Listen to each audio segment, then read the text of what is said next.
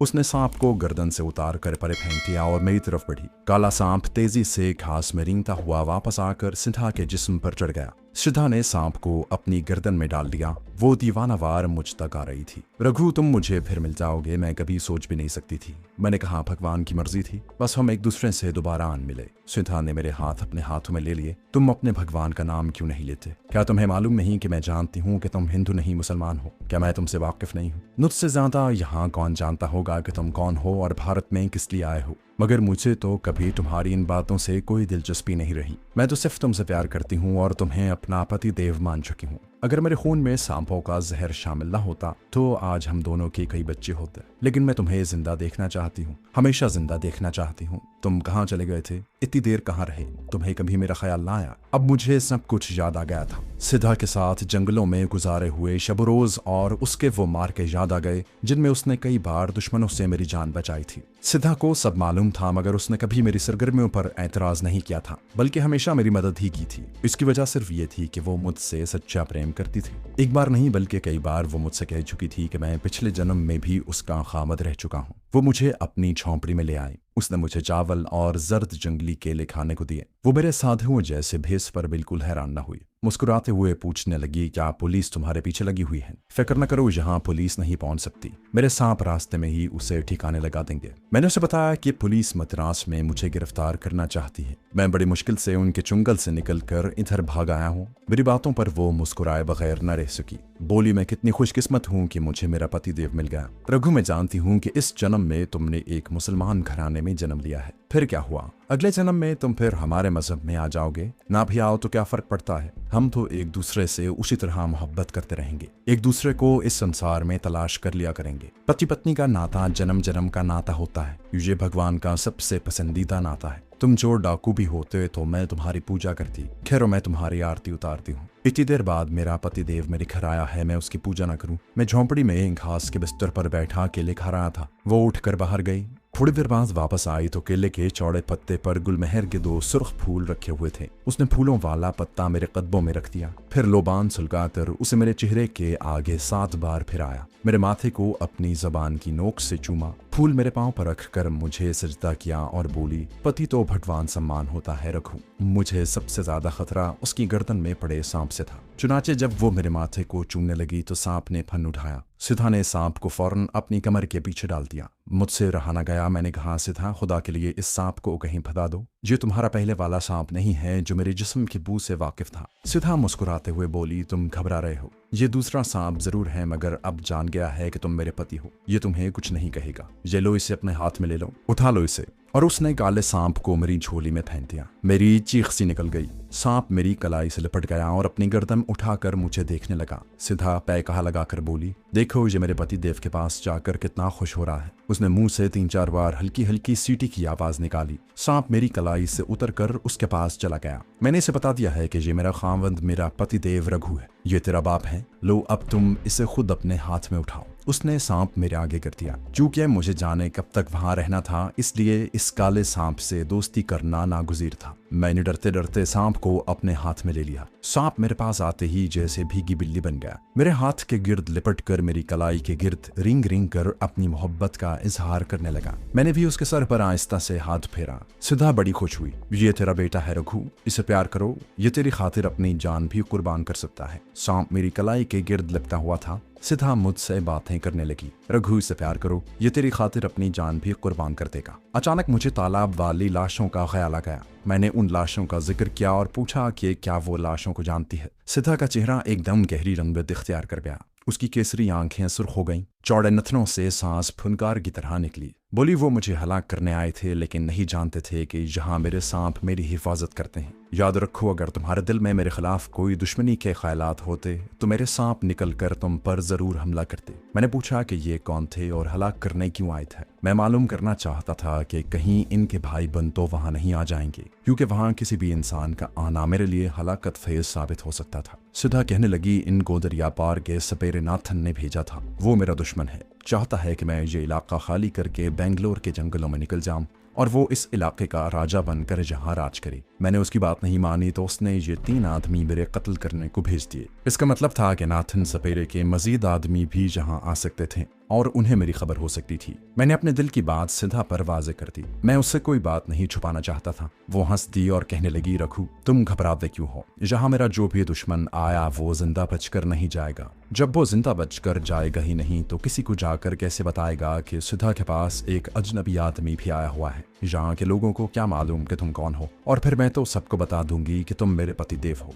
पहली बात तो ये है कि इधर कोई नहीं आता। मैं अपने सांप बेटे और दूसरे सांपों के साथ बिल्कुल अकेली रहती हूँ। ये दूसरे सांप मेरी हिफाजत कर रहे हैं, बल्कि अब तुम्हारी भी हिफाजत कर रहे हैं। हम झोंपड़ी से निकलकर खुली हवा में आकर बैठ गए। रात का अंधेरा चारों तरफ फैल गया था। सिद्धा ने झोंपड़ी के अंदर नारियल के तेल का चिराग जला दिया था। खुली जगह में रात की ठंडी हवा चल रही थी। सिद्धा ने मेरा हाथ अपने हाथ में ले रखा था। बोली, वादा करो कि अब तुम मुझे छोड़कर नहीं जाओगे। मैं उसे किसी भी वक्त छोड़कर जा सकता था, लेकिन मुझे अभी जाने की जल्दी नहीं थी। मैं वहां रहने के लिए आया था ताकि इत्मीनान से सोच सकूं कि मुझे आइंदा क्या लायामल इख्तियार करना होगा। मैंने कहा, मैं वादा करता हूँ सिद्धा कि अब तुम्हें छोड़कर नहीं जाऊंगा। वो मेरे इतना कहने पर इस कदर खुश हुई कि मेरे पांव पकड़कर हाथ अपने सर पर लगा लिया। उसकी आंखों में आंसू छलकने लगे। रघु पति देव, तुम मर्द हो। मर्द एक औरत के दिल को टटोल कर नहीं देख सकता। तुम अंदाजा नहीं लगा सकते कि एक औरत जब किसी मर्द को अपना मान लेती है तो फिर उसके लिए अपनी जान कुर्बान कर देना एक मामूली बात है। हम झोंपड़ी के बाहर बैठे थे। काला सांप सिद्धा की गर्दन से लिपटा जैसे सो गया था। मुझे नींद आ रही थी। मैंने हल्की सी जमाई ली तो सिद्धा जल्दी से उठकर झोंपड़ी में गई। उसने सूखे पत्तों के ऊपर मेरे लिए दरी बिछा दी। बोली, अंदर आ जाओ रघु, मैंने तुम्हारे लिए बिस्तर लगा दिया है, अब तुम आराम करो। मैं झोंपड़ी में जाकर जमीन पर बिछी हुई दरी पर लेट गया। सारे दिन के सफर का थका हुआ था। सिद्धा कहने लगी, मैं बाहर रहूंगी, बेफिक्र होकर तुम सो जाओ, मेरे सांप तुम्हारी हिफाजत करेंगे। थोड़ी देर बाद मुझे नींद आ गई। आंख खुली तो दिन काफी निकल आया था। सिद्धा बाहर नहीं थी। मैं मुंह हाथ धोने नदी की तरफ गया तो वहीं टिटक गया। सिद्धा नदी में नहा रही थी। उसका सांप नदी के किनारे फन उठाए शायद पहरा दे रहा था। मेरी भू पाकर उसने गर्दन मेरी तरफ मोड़कर फुनकार मारी तो सिद्धा ने जल्दी से पलट कर देखा। मैं वहां से हट गया। थोड़ी देर बाद सिद्धा बालों को झटकती मेरे पास आई और कहने लगी, जाओ अब तुम स्नान कर लो। मैं नहा धोकर वापस झोंपड़ी में आया। मेरा दिल चाय पीने के लिए बेताब था, मगर वहां चाय नहीं मिल सकती थी। सिद्धा भी मुझे अच्छी तरह जानती थी। उसने फौरन ही आग जलाई और उस पर धुएं से काली एक केतली रखती हुई बोली, मेरे पास चाय मौजूद है। मैं खुश हो गया। कहने लगी, मगर दूध नहीं है, तुम तो बगैर दूध के चाय पी लिया करते हो। मैंने कहा, क्यों नहीं, तुम चाय तो बनाओ। चाय आग पर रखकर सिद्धा झोंपड़ी से मेरे लिए एक अनानास और कुछ केले ले आई। हम दोनों केलों और अनानास का नाश्ता करने लगे। फिर वो मिट्टी के डोंगों में चाय डालकर ले आई। चाय कड़वी मगर जायकेदार थी। चाय ने मेरे जहन को रोशन कर दिया। बातों ही बातों में मैंने सिद्धा से पूछा कि क्या किसी तरीके से कोई ट्रांसमीटर पैदा किया जा सकता है। वो मेरी तरफ देखने लगी। उसकी काली आंखें चमकने लगी। क्या तुम मद्रास रेडियो के गाने सुनना चाहते हो? मैंने कहा, यही समझ लो, लेकिन तुमसे मेरी कोई बात छुपी हुई नहीं है। मैं पीछे अपने बॉस से कोई बात करना चाहता हूँ। अगर रेडियो ट्रांसमीटर मिल जाए तो मैं उसे वायरलेस सेट में तब्दील कर सकता हूँ। सिद्धा कुछ सोचने लगी। चाय का डोंगा उसने अपने हाथ में थाम रखा था। बोली, जहाँ से 6-7 कोस नीचे की तरफ खेतियां हैं, वहाँ एक छोटा हवाई जहाज उन पर दवाइयां छिड़का करता है। मेरा ख्याल है कि उस हवाई जहाज में जरूर छोटा रेडियो लगा हुआ होगा। छोटे जहाज का सुनकर मेरे दिल में उम्मीद की किरण रोशन हो गई। यकीनन सेस्ना किस्म का हवाई जहाज होगा और उसके अंदर छोटा वायरलेस सेट भी होगा। मैंने जल्दी से सिद्धा से पूछा कि यह तैयारा कब और किस वक्त वहां आता है और उसे रात को कहाँ रखा जाता है। वो कहने लगी, वहीं खेतों के किनारे एक बहुत बड़ा कमरा सा बना हुआ है। ये जहाज वहीं पर रखा जाता है। मेरा मसला हल हो गया था। सिद्धा, क्या तुम मुझे उस तैयारे तक ले जा सकती हो? मुझे यकीन है कि इस तैयारे के अंदर छोटा वायरलेस सेट जरूर लगा हुआ होगा। मैं इस सेट के जरिए पीछे अपने बॉस से बात कर सकूंगा। सिद्धा मेरे साथ बेइंतहा और बड़ी सच्ची थी। कहने लगी, मैं तुम्हें वहां लिए चलती हूँ, लेकिन हवाई जहाज बड़े कमरे के अंदर बंद होता है, बाहर पहरा भी होता है। फिर खुद ही कुछ सोचने के बाद बोली, तुम फिक्र न करो, हम अंधेरा होने के बाद वहां जाएंगे। पहरेदार को मेरा सांप संभाल लेगा। तुम अंदर जाकर हवाई जहाज में से अपनी पसंद की चीज निकाल लेना। जंगल में शाम का अंधेरा आहिस्ता आहिस्ता उतरने लगा। तब सिद्धा ने मुझे साथ लिया और जंगल में एक तरफ चल पड़ी। उसका काला सांप बेटा उसकी गर्दन में पड़ा था। रात गहरी होते ही हम अपनी मंजिल पर पहुंच गए। सामने खेत फैले हुए थे। उनके किनारे एक तरफ ऊंचा शेड बना हुआ था जिसके रोशनदान थे। सिद्धा मेरे बिल्कुल करीब खड़ी थी। शेड की तरफ इशारा करके बोली, इस बड़े कमरे में हवाई जहाज रखा जाता है। दरवाजा दूसरी तरफ है, वहां जरूर पहरा लगा हुआ होगा। मेरे साथ आओ। यहाँ पर ऊंची बाड़ बना दी गई थी। हम बाड़ के साथ साथ चल रहे थे। चारों तरफ खामोशी थी। सिद्धा मेरे आगे आगे चल रही थी। उसने सांप को गर्दन से उतार कर अपने हाथ में पकड़ लिया। शेड के करीब आकर उसने हाथ से मुझे इशारा किया। खामोशी इतनी थी कि हमें एक दूसरे के सांस लेने की आवाज भी आ रही थी। यहाँ कुछ जंगली झाड़ियां थी। उनके आगे एक खुला गैराज था जिस पर टीम की छत पड़ी हुई थी। इस गैराज में कोई गाड़ी या जीप मुझे नजर न आई। हम झुककर कदम कदम आगे बढ़ रहे थे। शेड की दीवार खत्म हुई तो उसकी पेशानी पर रोशन बल्ब दिखाई दिया।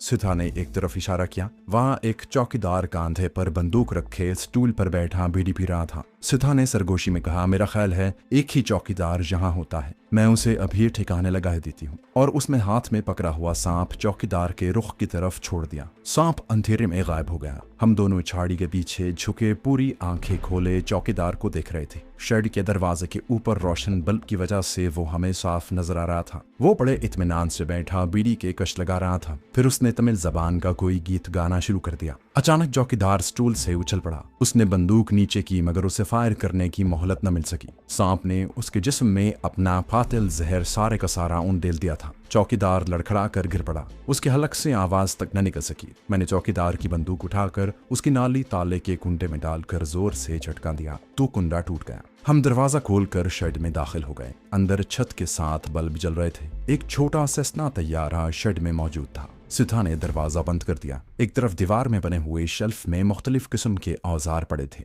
मैंने प्लास और पेचकस उठाए और तैयारे का दरवाजा खोलकर कॉकपिट में बैठ गया और 10 मिनट की कोशिश के बाद मैंने वायरलेस सेट को बाहर निकाल लिया। ये एक छोटा सा सेट था मगर मेरे लिए काफी था। हम जिस रास्ते से आए थे उसी रास्ते से वापस झोंपड़ी में पहुंच गए। मैं रात 10 बजे के बाद किसी भी वक्त सुबह होने तक अपने बॉस से वायरलेस पर बात कर सकता था। मैं वायरलेस सेट लेकर झोंपड़ी में बैठ गया। मैंने उसे हर तरह से चेक किया। उसकी बैटरी बाकायदा काम कर रही थी। सिथा मेरे पास बैठी बड़ी दिलचस्पी से मुझे वायरलेस सेट की जांच पड़ताल करते देख रही थी। मैंने फ्रीक्वेंसी सेट करके वायरलेस ऑन किया और फ्रीक्वेंसी पर सुई घुमाई तो दूसरी तरफ से किसी ने खुफिया कोड बोला। मेरे बदन में खुशी की लहर दौड़ गई। ये हमारा खुफिया कोड नंबर था और आवाज भी मेरे बॉस की थी। मैंने अपना कोड नंबर बताया। बॉस ने दरियाफ्त किया, तुम किस मकाम पर हो? मैंने जवाब दिया कि मैं जनूबी हिंद के एक जंगल में हूँ। बॉस की आवाज आई, फौरन कोलंबो अपने टेम्पल रोड वाले आदमी के पास पहुंचो। आगे की हिदायत तुम्हें वहीं मिलेंगी। सिग्नल बंद कर दो। मैंने वायरलेस सेट बंद कर दिया। सुधा मेरे साथ बैठी थी।